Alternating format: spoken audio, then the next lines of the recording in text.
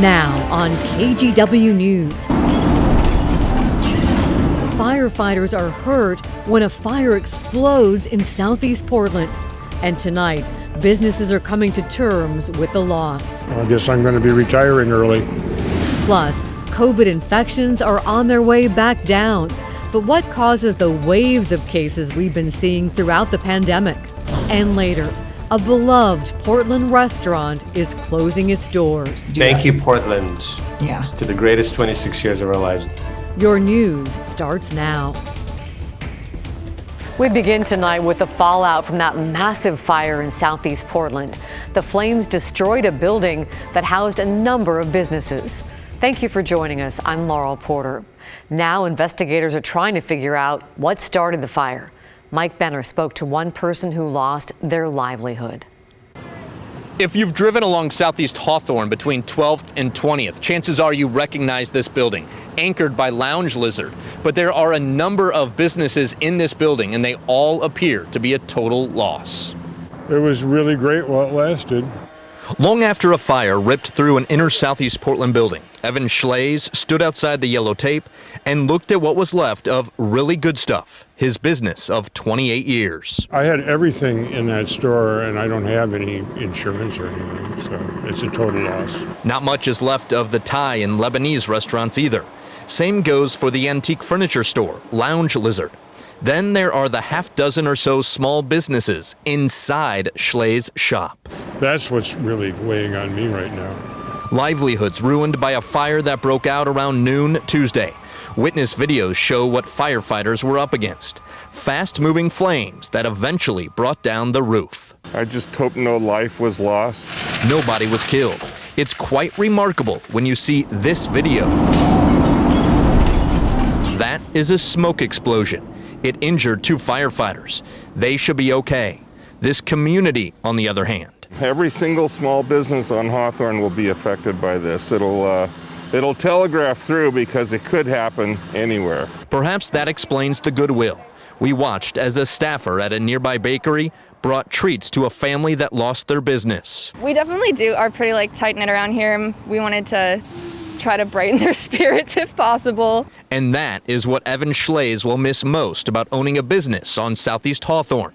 As he explained, this is the end of the road for him. I was going to pull the plug in a couple of years anyway. That would have been 30 years I was doing this, so I guess I'm going to retire early. In Southeast Portland, I'm Mike Benner for KGW News.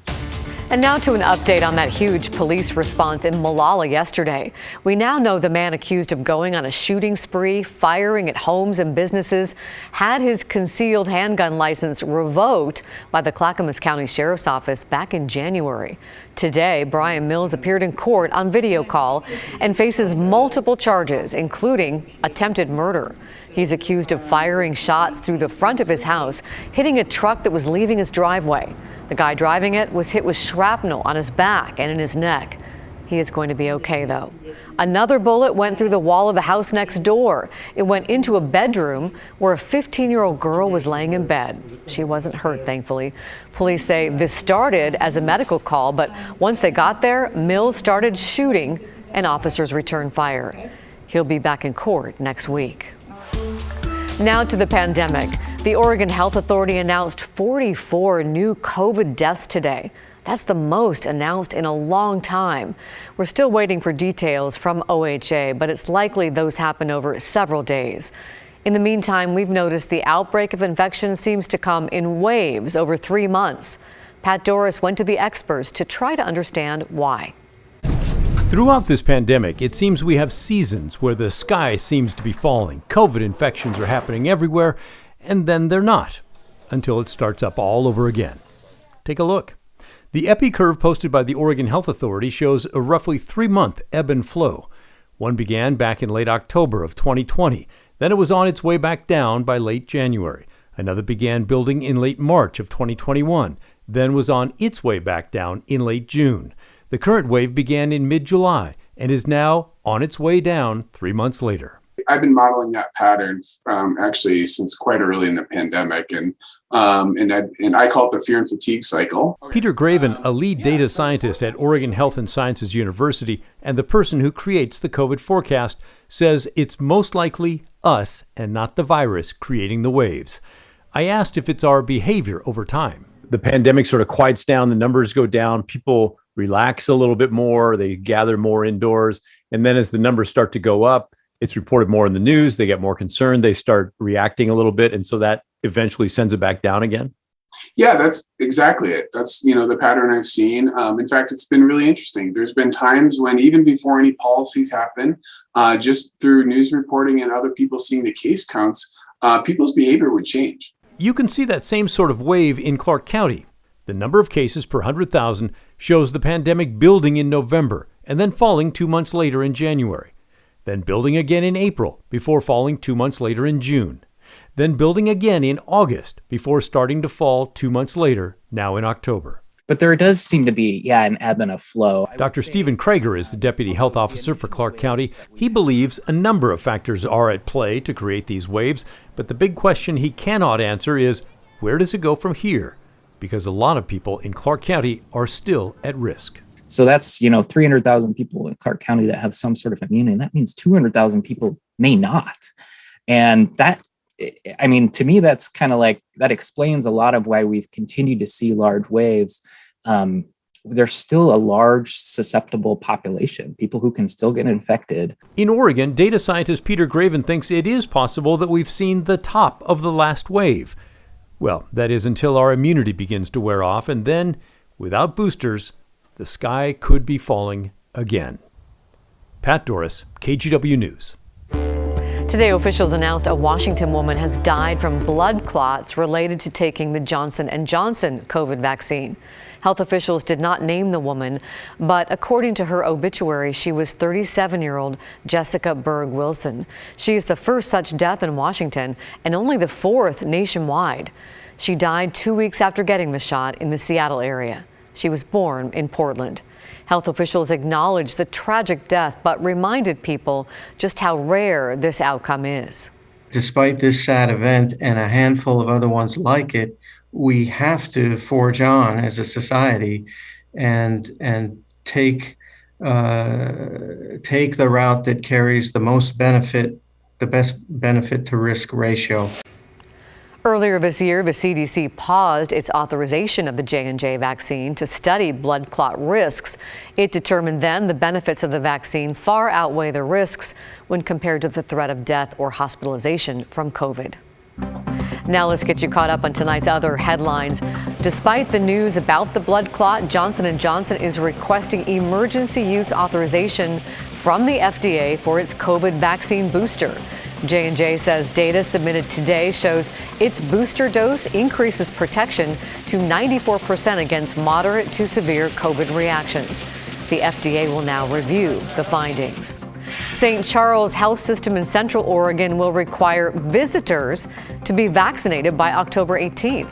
That's the same day all Oregon healthcare workers are required to be fully vaccinated.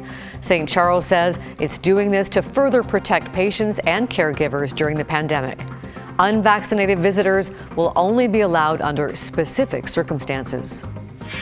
Researchers say Portland needs to expand its street response team. The team includes a paramedic and crisis counselor who can respond to some calls for help instead of police. Today, the head of a team of researchers from Portland State told the City Council PSR is working well and should expand citywide. Right now, Portland Street Response operates on a limited basis, largely in the Lentz neighborhood. The council will vote on the expansion later this month. For more than 25 years, Paley's Place in Northwest Portland has been serving customers hungry for farm-to-table cuisine. Now the restaurant that helped start Portland's food revolution is preparing to close for good. Catherine Cook talked with the owners about what's next. All of downtown was a thriving place to be. In a world where what we do so often defines us, Portland chef Vitaly Paley is excited for his next title. Soon to be just husband of Kimberly Paley. Husband and wife. Husband. That's my other job. For the past 26 years, Vitaly and wife Kimberly have owned and operated Paley's Place in Northwest Portland. Kimberly runs the front of the restaurant. Vitaly is the chef. On November 27th, they'll close their doors for good and retire. Gratitude. Such gratitude. That it has been such a fantastic journey for us. Along the way, Vitaly won a James Beard Award. He won Iron Chef America and opened 4 other restaurants. But from the beginning, the Paleys rooted their business in using fresh local ingredients, whatever was in season. They were pioneers in the farm-to-table model, which helped put Portland on the food map. Looking back, did we have a crystal ball? Perhaps. Did we wanted to usher a new generation of restaurants? No, we just wanted to cook good food from the source where it came from and be close to it. The fact that we had something to do with it, we're both very proud of it. When the pandemic hit, the Paleys, like all restaurant owners, struggled. In the end, they closed 4 of their restaurants, including Headwaters at the Heathman Hotel. Only Paley's Place remained. We definitely got gutted by the pandemic, no doubt about it. The hardest thing was to see our staff of at least 220 people or so be let go. Over the last year and a half, the Paleys say it's become clear that what they want most in this season of life is more time with each other.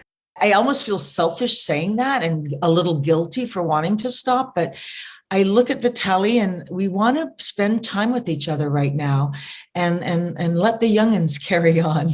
That includes whoever ends up buying the old Victorian that the Paleys just put on the market.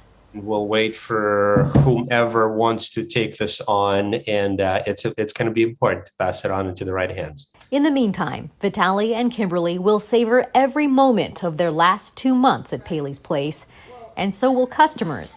Reservations are booked solid. We'll make sure to go out and say hello and goodbye to everybody. Yeah. Thank you, Portland. Yeah. To the greatest 26 years of our lives in Portland. Catherine Cook, KGW News. Oh, they will be missed. We thank them so much and wish them good luck.